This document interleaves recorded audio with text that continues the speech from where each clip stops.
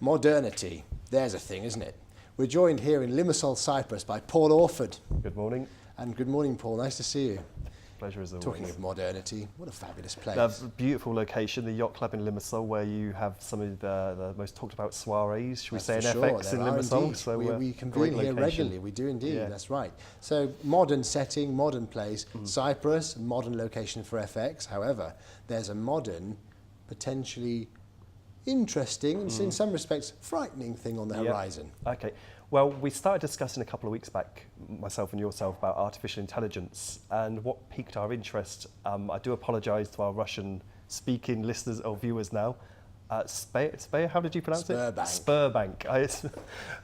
You need to pronounce that one quite carefully, I guess. Don't think you do indeed. Not a place where not a place where people go to raise children. Actually, a place where they deposit money rather than something else. Exactly. So we read this article. We're discussing it in great depth. Essentially, they fired 3,000 employees from their legal department. They did indeed. So they were not the actual lawyers or the people making the informed decisions. They were more of a lower level where they were administration. Yes. And if you'd like to outline. Yeah, I think legal department mostly, but this can translate into FX. We were talking about compliance. Compliance, who finds compliance interesting, really? Let's be fair. I can't comment on that one. Right. So it's a necessity. Yeah. It's very much now the focus of the industry because the regulatory side of the business has become more and more advanced, and therefore it has to be because we're a technologically advanced industry. Yep. And actually this particular non-bank electronic trading sector is constantly pushing forward the boundaries of financial technology all the time.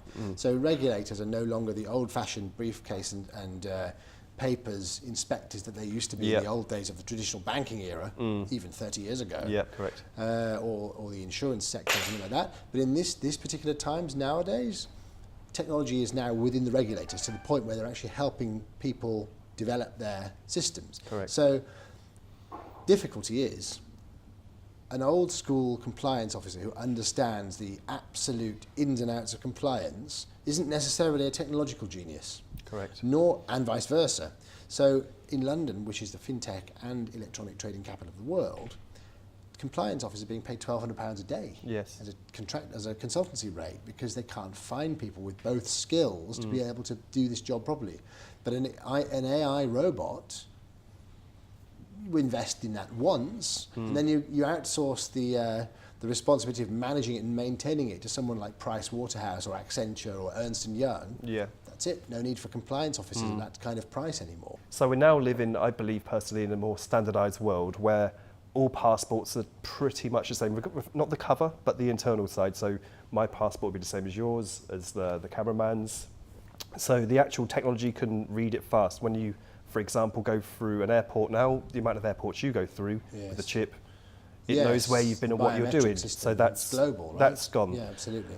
With regards to things like utility bill, if it's just the most basic form of compliance, the utility bill, you know, if you open up a retail trading account, they are pretty much standardised. They are. Let's just assume that it's the same language, like it's in English. You would know, okay, look there, and it knows what it's looking for. So there is no, unlike where you're using humans, where you go and say, hey, look, this guy's got this, and this, and there's a story behind it. It's either yes or no. Yes. It's either accepted or it's not. And there must be a system where that particular robot can have certain parameters where it can work out what's genuine, what isn't, what extra documents need to be obtained and what don't, and it replaces the actual. It then can also do reporting. It can then collate all of that and report it all to the main regulatory system every day. Imagine it, if you're a regulator, it's a dream. It is. Because it's like there's no grey area. No grey area. You know, you'll go in to say, this is the parameters if you want our regulatory approval, which you must operate in. That you know, so you're like, okay, so we could just draft your report. We can see that this was rejected. So it's perfect. If I was actually working for a regulator and I was IT literate in that way, to make a program in that way where you know the laws and you know the program inside of it, you can make a killing. Personally, I'm all for, this is the thing, I'm all for it. I think it's excellent. I think it streamlines the whole brokerage, electronic online brokerage sector altogether. I think the more automation and the more kind of automation that can be potentially devoid of any risks of error. But it's not so great if your name is Simon or Nigel, right? And you have a chartered accountancy or auditing certificate, and you wear a tweed jacket with patches on the arms and shoulders, and you come from the 1980s, and you're charging £1,200 a day to actually to get consultancy compliance done. I for agree. companies. I think Simon and Nigel might be a victim of the spinning jenny syndrome. Indeed, you know, where I'm sorry to say that industry does move on. You have to evolve with it. That's it's right. Like technology. You know, it's just the way life. But we goes. owe them a living, don't we? These auditors and compliance officers owe them a living. Yeah, well, Nigel's got to pay for his Audi, so... That's right. You know. That's right. So, this Battleship Grey Audi. Oh, of course. Yeah, the golf club membership as That's well. Right. So. That's right. But no, it's very interesting. I mean, where does it... If we've just looked at compliance, for example, that part there. What about the actual trading side, for example? I was discussing with a friend yesterday about this, that he was saying, okay, wouldn't it be great, it's the holy grail to have it on the trading side, the execution side. But I said, conversely, do you not think that the bank... You mean no dealing desk, instead to replace the dealer? He was saying it for his own end, for example, to make money. So it's the holy grail to beat the system. And I said, but you'd be crazy to think that the other side, the bank, the dealer, is not going to have AI as well. More resources and more capital. capital. They're going to have more resources, so they're sniffing out the AI. That's interesting. Yeah. You think that an AI could replace a chief dealer? And actually learn the risk profile of the brokerage, understand its client base, understand its prime brokerage relationships with all the banks and the liquidity providers and so forth. Good question. And actually replace a chief dealer, understanding all of those parameters. It's a multifaceted thing. You have the client base type of the brokerage, risk management profile dictated to by the prime brokerage, how much internalization and how much straight through order processing is going to be done. I wonder if a robot can do that. Not in the foreseeable future, but not in too far in the future. Maybe, I think you you might it's, be right. It's something that's definitely going to happen. Being a chief dealer as a human being is not an easy job. No. I remember going back years and years ago when I used to program, when I used to install and develop infrastructure for bank trading desks 25 years ago. Yeah. Did it for many, many years. You have to go into the chief dealer's room sometimes to actually do deployments. And they were working 12, 15 hours a day, exhausting, hard work, extreme concentration, very mathematical. Human error can happen when you're tired. Of course, The robot won't get tired. It knows the parameters and sticks them clinically, and that's it. Yeah. And there's no ambiguity. No, you're right. It'd just be somebody in control of the AI, for example. You know, you obviously employment will change. Yes, it will. You know, you maybe wouldn't need as many dealers, compliance staff.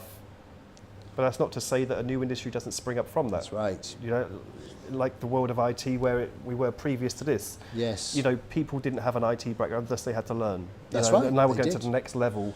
I wonder whether the Nigels and Simons of the 1980s with a briefcase might be replaced by 25-year-old programmers that have developed an AI robot that they're selling to Price Waterhouse, Accenture, Ernst & Young and so forth, that will then put that in on a consultancy basis into institutional trading desks.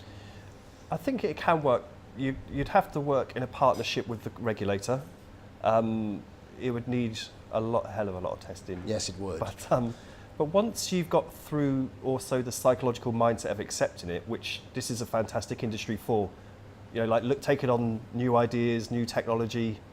You know, it's not like the old industries will say where they're very stuck in their ways. That's they right. know this industry is all about being as efficient as possible. Yes, it is. Let's just look at it from a very basic retail point of view where you're a client, you want to sign up, deposit trade as fast as humanly possible.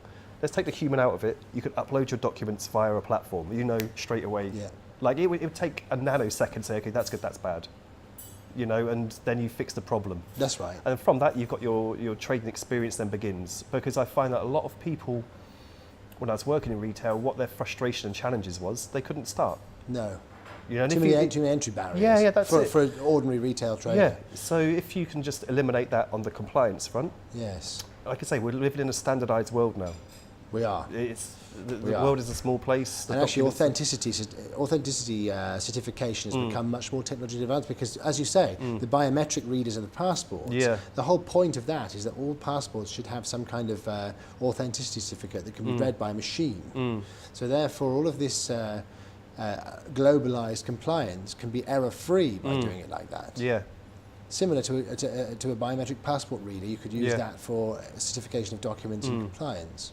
Now, there's one area which I believe it will never work. It's like we said, the relationship side of it. Never going to work. No, that's right. No doubt people will try to do it because obviously the commissionable side of the business is a big dent in the owner's profit and loss. But that's right. It would you know what? That's very interesting because this is probably one of the only highly technologically advanced online, completely Ethernet-based businesses in the world, which is the entire component stack of it is based on technology and on Ether. Yet it's a relationship business at the end of the day. Each component, whether it's tier one bank, prime brokerage, platform provider, technology service provider, ancillary services like charting patterns and news and analytics, the retail brokerage, all the affiliates and IBs, everything is technological. But it's a relationship business between all of them. I don't think that can be automated. But just to play devil's advocate here, who's to say that I'm looking for a new prime brokerage and there's many out there, but I just set the parameters myself of what I'm looking for and therefore it just goes and finds it. You could do that. Straight away. That would work. That would work. So I've probably done myself out of a job. That would work. No, I don't. You know what? I don't think so. I think what that does is it gets rid of the initial. That's actually a beneficial thing. Yeah. That's not the misuse of technology to detriment of the relationship side of it. That enables the initial deal to be done. Yeah. Quickly and efficiently without costs. Yeah. Then it's down to you and all other peers in the prime brokerage sector to maintain those relationships. I think that makes life much more straightforward in terms of, because it's so competitive nowadays. Yeah, that's it. To have an AI actually go and find that's the relevant prime brokerage deal at the right price and to suit specific brokerage is a good thing. Then the maintenance of that relationship is then down to you. Yeah. I think that's okay. But I don't think you can ever replace the human being when it comes to maintaining the connection between each specific aspect of the industry. As much as people would like to, it's nigh on impossible to do. I think so too. Very interesting indeed. Certainly this year has become the year of that particular direction. Definitely. It's a cost-saving matter, but it's also efficiency in terms of getting the job right. That's correct. We'll see where it leads us. We'll see indeed. We'll see how many battleship grey Audis there are adorning the square mile of London very soon, won't we? Nice to see you, Paul. Always a pleasure, Andrew. Paul Orford of AMB Prime. See you soon. Very much. All the best. Thanks.